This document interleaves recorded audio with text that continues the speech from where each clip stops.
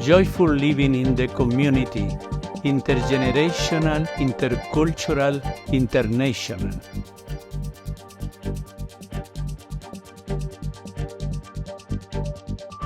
Sadness is the mood of the soul.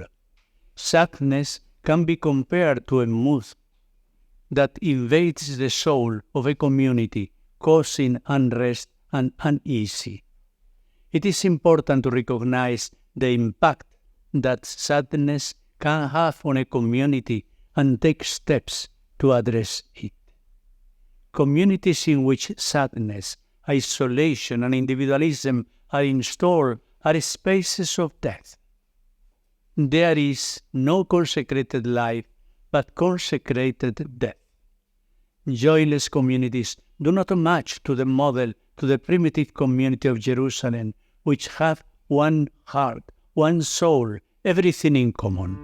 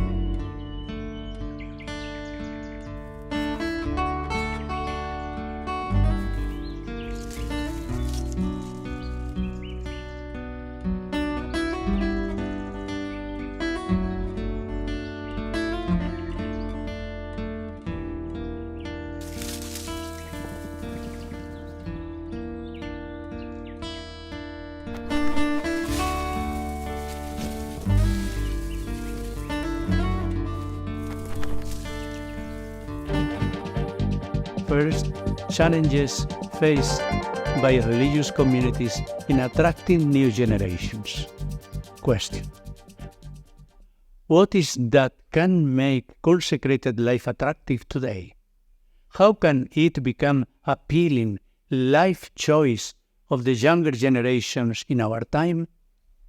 Intergenerational, intercultural, international are powerful expressions. They bring together the beauty of diversity and the strength of unity. Through the intersection of different generations, cultures, and nations, we can learn from each other and build a better world together.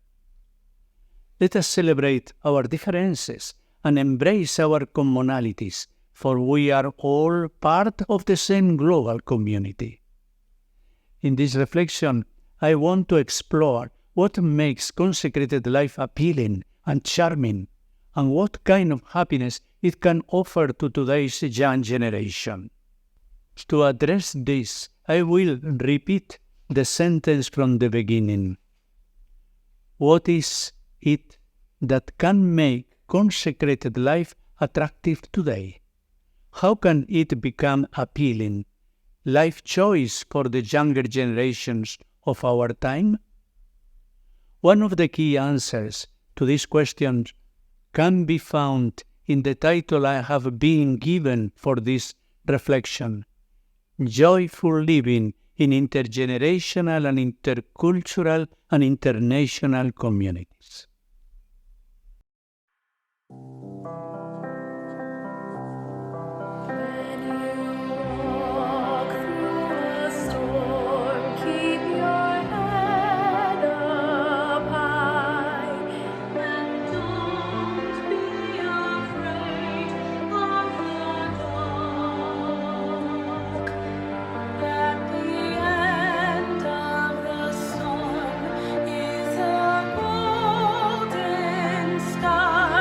And the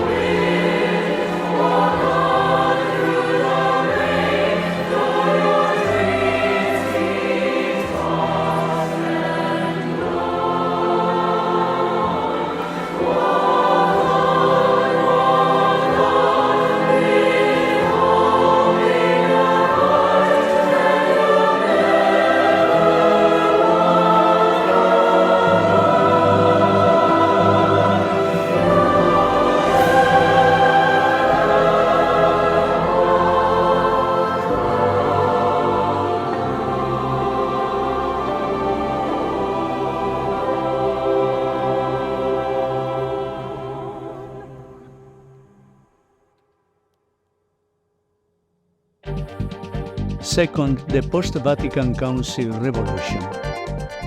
Before the Second Vatican Council.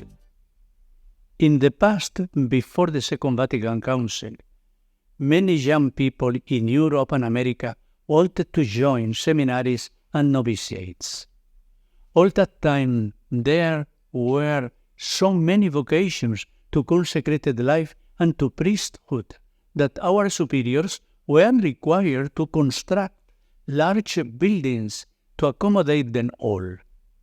Despite a rigorous selection process, a significant number of people were accepted into religious life or priesthood, enriching communities each year.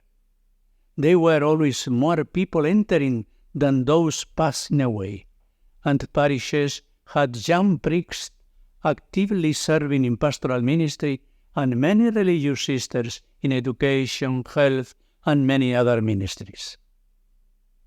The call of the Second Vatican Council to renewal.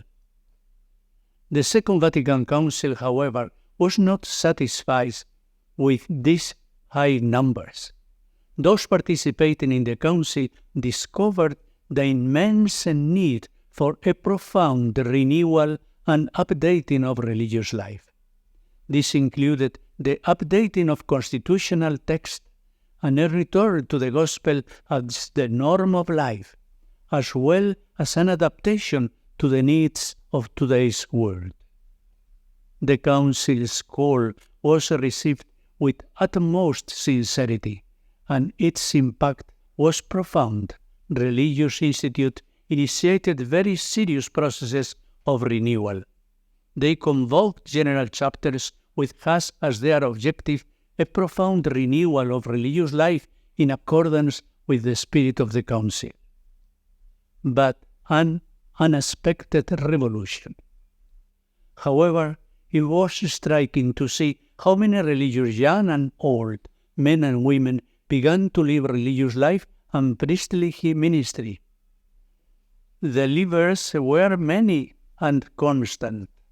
The Institute began a serious process of diminishing that has continued to the present day.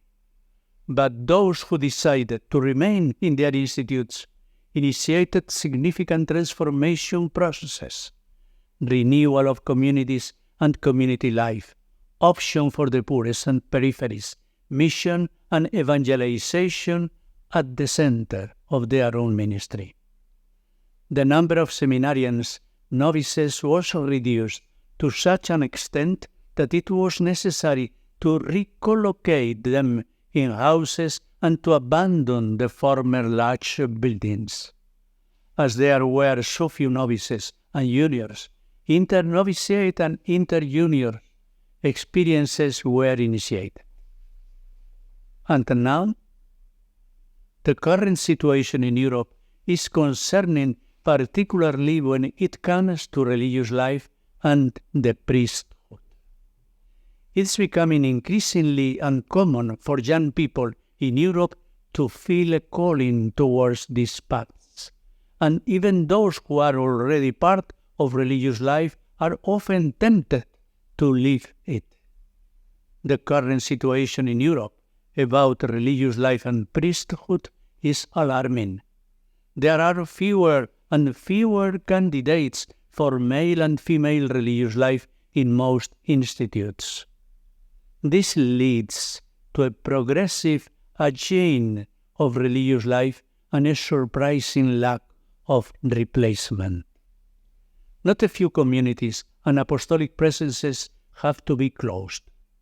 To make up for this lack of vocations, some institutes have started to incorporate young people from other countries and continents into their communities, already made up primarily of older individuals. Consecrated life in Europe can only offer now to the younger generation very few young people, or perhaps none, a rather small generation of middle-aged people and most older people. Our wish and dream would be to offer new generations another reality, but things are the way they are. In this situation, however, the Spirit of God the Father and of Jesus is at work. What might seem to be a road to extinction can be turned into a road to resurrection. Joyfully living is possible if we create intergenerational, intercultural, international context and communities. Third, understanding the characteristics of generational pluralism. Now let us explore the distinct characteristics of these different generations within the context of religious life. A heartfelt reflection on longevity in consecrated life. Not only are there many older people in consecrated life today, but consecrated life itself is very long-lived.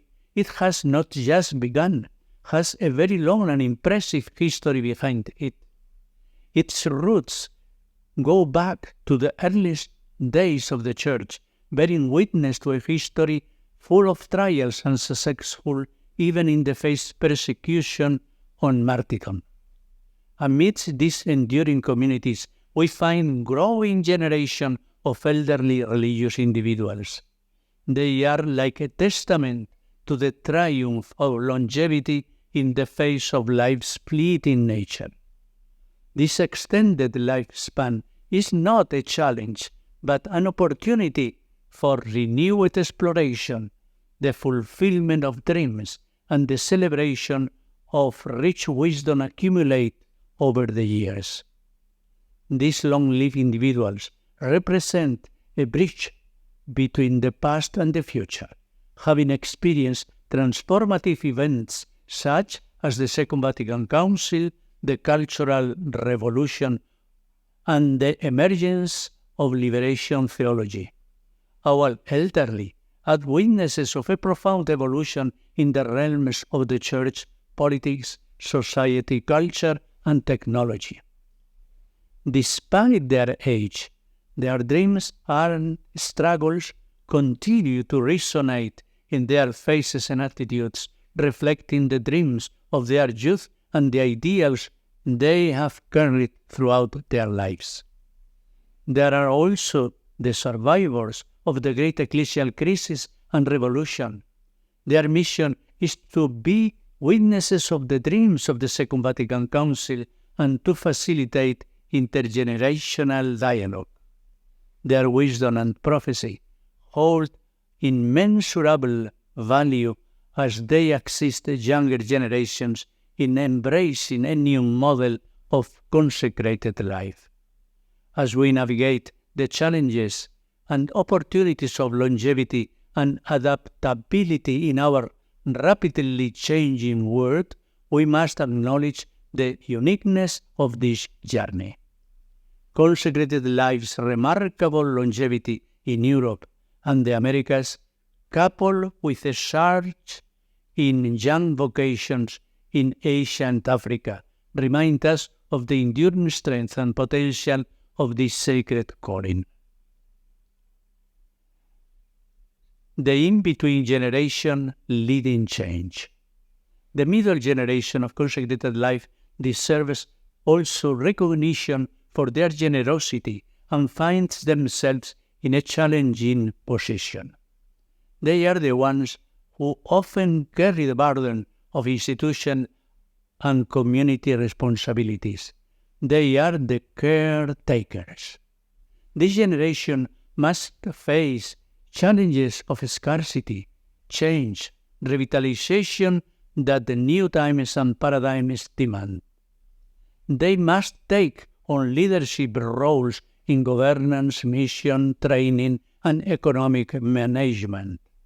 At times, institutions tend to retain individuals in positions of authority who were once highly regarded, but now face difficulties adapting to a rapidly changing world. This can be due to a lack of trust or resistance to new ideas. Although these individuals may have successfully navigated through recent religious or ecclesiastical turbulence, they may still experience exhaustion. We cannot take faith for granted in the middle generation. The middle generation may be experiencing an inner atheism due to their busyness with multiple activities, leading to a disconnection from God or the mystery. Celebrations, posters, dances, and images are not enough. They may lead to inner atheism. Connect with the Father, Jesus, and the Holy Spirit for meaningful relationships with other realities. Now the younger generation represents the hope for a new beginning. Traditions and practices that were seen as integral to religious life by the older generation may not appeal to the younger generation. The younger generation may be more focused on social justice and activism, which may not always align with the priorities of the older generation. The mature generation may struggle to bridge the gap between the older and the younger generation, leading to a lack of communication and understanding between the groups. It's common for traditions and practices that were once considered vital to religious life by older generations to lose their appeal among younger generations. This could be due to a variety of factors, including changing societal values and shift towards more individualistic beliefs. Additionally, the younger generation may be more focused on social justice and activism, which may not always align with the priorities of the older generation. This can sometimes lead to a lack of communication and understanding between the two groups, with the mature generation struggling to bridge the gap. Drawing inspiration from the worlds of sport, research, and art can greatly benefit the education and training of the younger generation. The greatest athletes undergo rigorous training, practice humility, make sacrifice, and demonstrate obedience to their coaches, even when their efforts go unnoticed. Similarly, young researchers and science enthusiasts, as well as aspiring artists with a passion for beauty, adhere to a strict discipline that demands renunciation and a focus on what they consider to be necessary. It is imperative to recognize the immense potential of younger generations in religious life. Underestimating their capacity is a grave mistake. The older generations must step up and provide a great service to the Church, our institutes, and humanity by welcoming and empowering them. Generational pluralism as a value. We call generational pluralism the coexistence of different generations in the same community, each of them marked by different values, behavior, and beliefs. Mutual empathy and active listening are necessary to create a community based on generational pluralism. It is imperative to not only recognize but also embrace this diversity to ensure the inclusion of all generations in community development and decision-making. By valuing the unique perspectives and experiences that each generation brings, we can foster the creation of more harmonious and collaborative communities where everyone can truly belong. I invite to delve deeper into the reality of religious communities and provinces in Europe. Within these communities, we can observe the coexistence of various generations encompassing the older generations, the mature generations, and the younger generation. What is intergenerational ministry? Gen On Ministries defines intergenerational ministry as that which nurtures Christ-centered community, bringing together 2 or more generations in planned and purposeful settings where all are mutually invested. Christ-centered community, where all are treated as children of God, modeled after how Christ treated others. All ministry starts with Christ-centered community. 2 or more generations, not necessarily all generations. An intergenerational gathering may or may not include children. Planned and purposeful settings. Gatherings are well thought out. Participants know why they're gathered and value that purpose. Mutually invested. Generations are present and also contributing. Intergenerational ministry is being the body of Christ together. The more we are in relationship with one another of different ages, the better chance we have of creating a welcoming environment, conducive to faith sharing, mutual support, and sense of belonging for all. Joyful living in the community, intergenerational, intercultural, international.